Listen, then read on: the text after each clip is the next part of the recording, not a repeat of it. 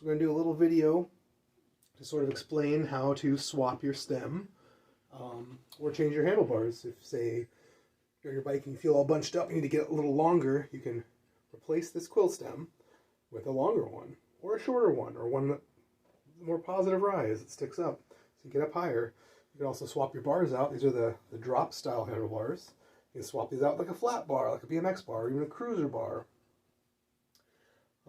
So the first step is undoing these cables and housing. In theory, the stem can pull up and out now, but as you can see, the cables and housing are sort of grabbing it and sticking it and not wanting it to come up.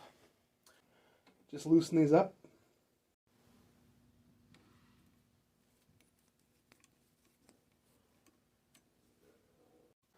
Just loosening the back one up too. Gotta cut the little end narp off. So we can slide these guys all the way out. Nice and free. Now, the old cable and housing isn't slowing us down. So I just clipped them, slid them out. The next step is we're going to have to undo the bar tape and get at least one brake lever off. This is the dirty, sticky job. Old bar tape likes to tear. The old tape is really sticky and horrible sometimes. It doesn't want to come off. Sometimes the glue on the old tape wants to stick to the bar and not come off. So this one's coming off fairly easy, but sometimes it's a real pain. You got a lot of tape sticking on here. I'm going to have to get some scissors.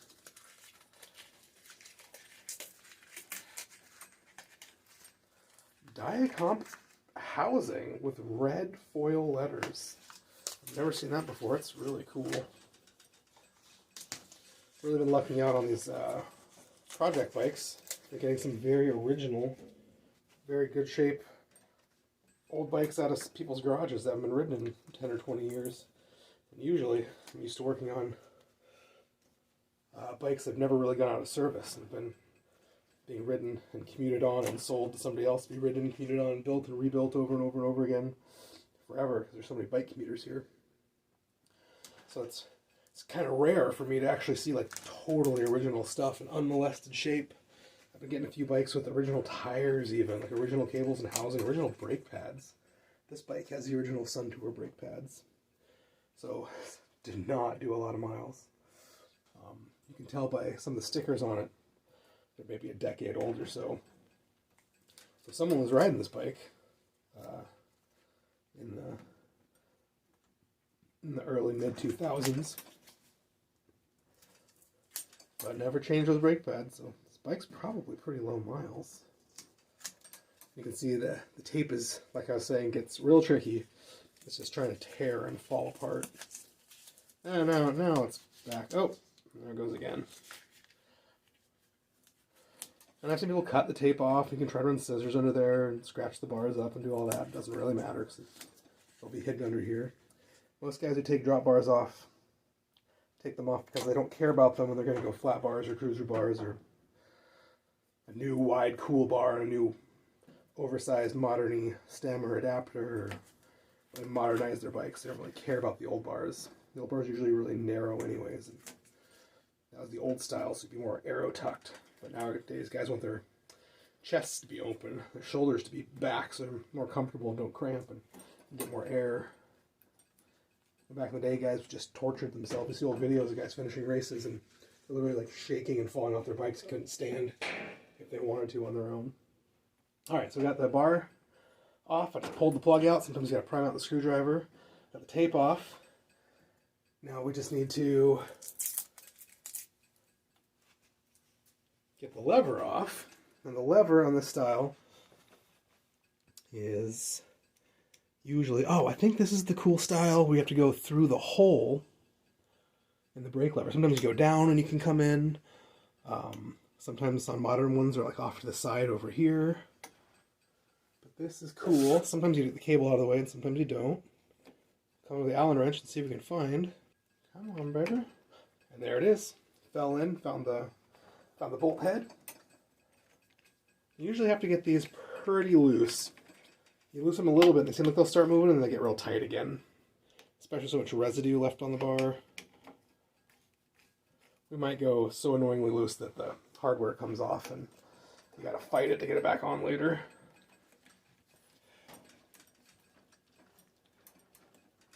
Yeah, let's just go too far.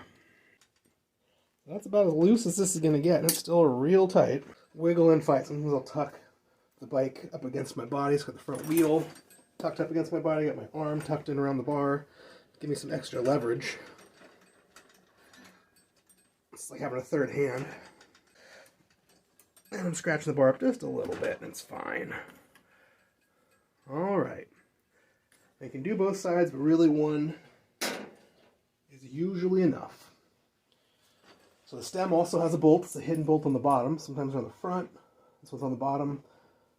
To clamp the stem tight. You see the slit. So the stem is 25.4. The bar is 25.4.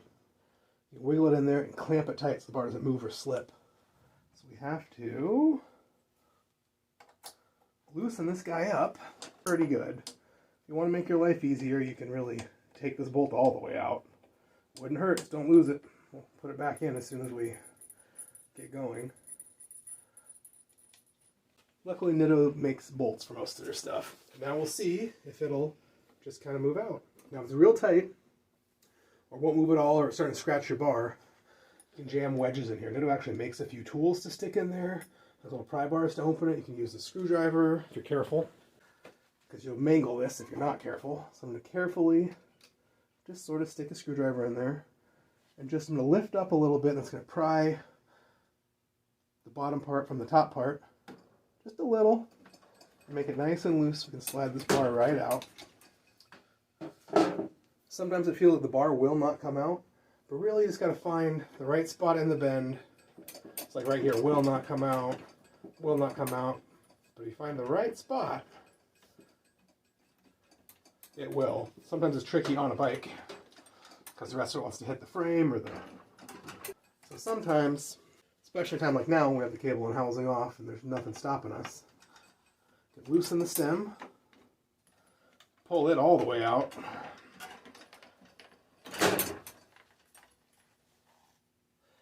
and we can then find the right spot where it slips out the easiest. You can see on the bottom of the stem it's tapered in, where it's wider on the top.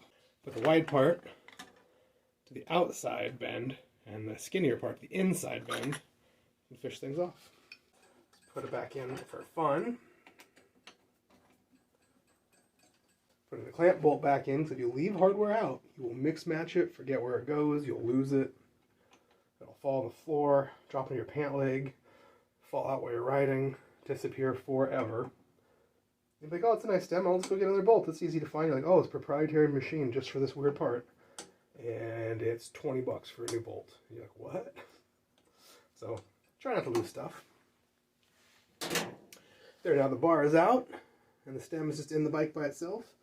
And we can do fun stuff. Like find a whole different Nitto bar. It's a wider, longer, whatever you think is cool.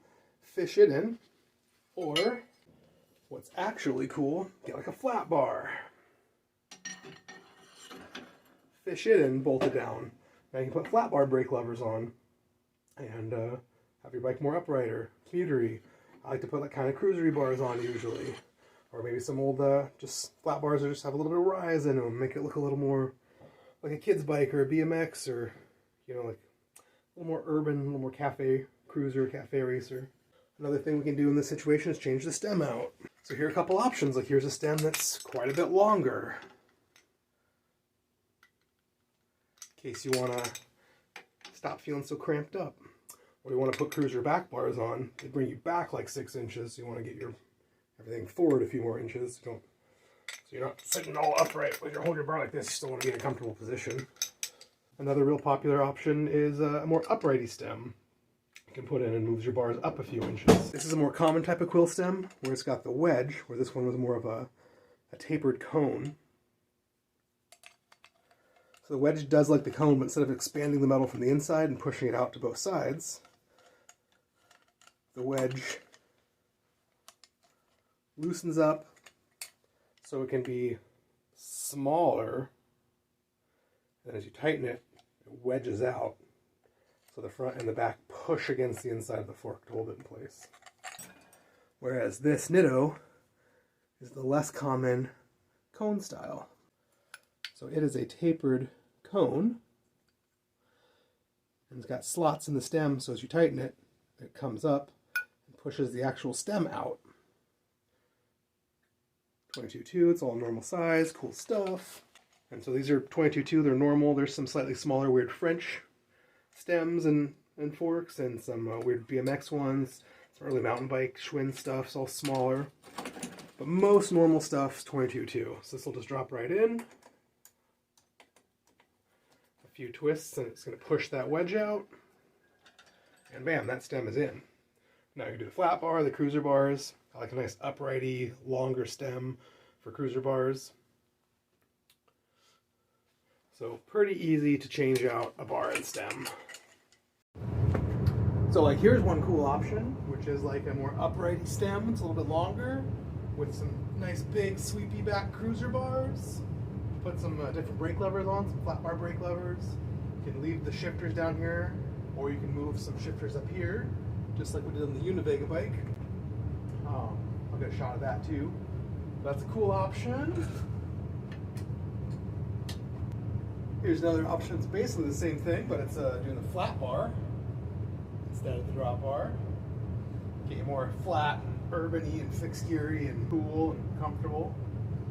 A bar like this, but a little bit of upsweep is even cooler if you ask me. There are also things called stem adapters. So this plugs in like a quill and expands like the quill stem, but is like an 1.1/8" threadless at the top. So you can put any sort of modern threadless stem on you want as well. So here's the whole setup, which is the adapter, the modern stem, and a modern bar. You can also use a modern drop bar this way if you want your real modern and ergo on your vintage bike. And then this plugs right in. You got your setup. Here's another thing we haven't talked about. This actually won't fit in here, because while this is the standard-ish 22.2 for most quill stems, this is an oversized one. For a while they made 25.4 as well, which is basically for 1.1/8", because they did 1.1/8 forks, 1.1/8 threaded headsets instead of this 1-inch. So this is for plugging in one of those more obsolete but more modern sizes. So lots of different sizes, very similar, not interchangeable at all. So you really got to keep an eye out, know what you're looking at, ask good questions of people you're buying parts from, or the shops you're getting parts from. But pretty cool. And here's that same setup with the adapter and a modern threadless, all clampy stem with a modern bar. So you can make your vintagey bike have a real modern feel if you want. It's not my thing, but lots of guys like doing it. So the options are pretty much endless. So that's that video. We'll do one next. There's been several videos. My last one, the Univega build, we did that. We changed out the bar for a cruiser style bar, so watch that. Covers putting flat bar brake levers on. Covers moving the shifters from the frame to putting thumb shifters on the bars next to the brake levers. So check out that video series if you want, and I'm sure we'll do it again and again and again. But this is just one on how to get out a quill stem, how to change the stem, how to change the bars. Thanks for watching.